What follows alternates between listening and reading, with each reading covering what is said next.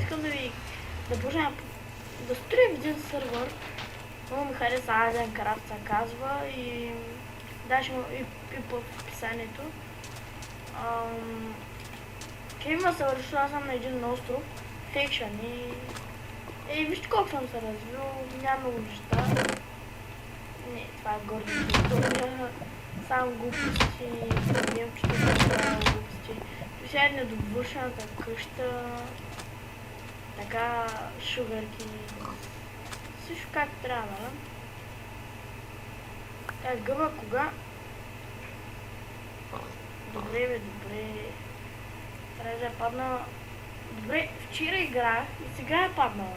Обясните хора, обясните. Гледах едно клипче на Готика 47, как да направим хубава гъба като палатка, да си вътре в нея. Ама в мен една бомба да ви покажа, нещо да ви покажа. И тук дървета, ферма, няма много ларпови. Той сървъра едно един приятел му каза. И вижте има само траде. Аре бе! Има траде, ранкс, фуд. Как падна парфит. Добре, ще ви разведа на ларп. Чант и така. Ларп енчант и какво да е енчантване и енвилето. Така май някой ги е подредил по левеле, мамо как се била гадно. Така, ето го някой.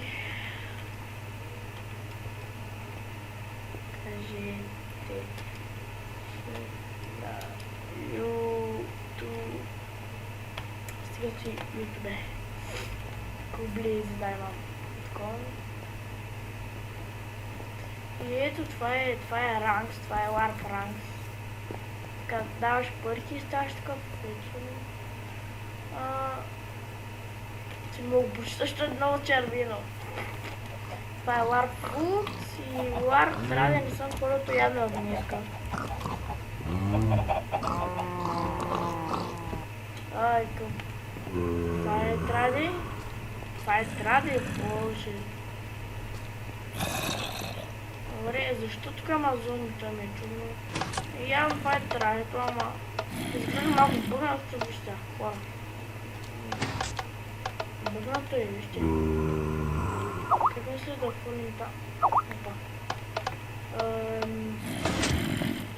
Чакай малко, ще пръза малко и ще дойда след малко. И здравейте хора, пак съм тук. Ох ни. Хора, пак спирам, че пак ми пишат. И здравейте хора, пак съм тук. И така, ще завърша клипа на спална и така. И аре, чао хора, това беше от мене и аре. Какво поставя пичо?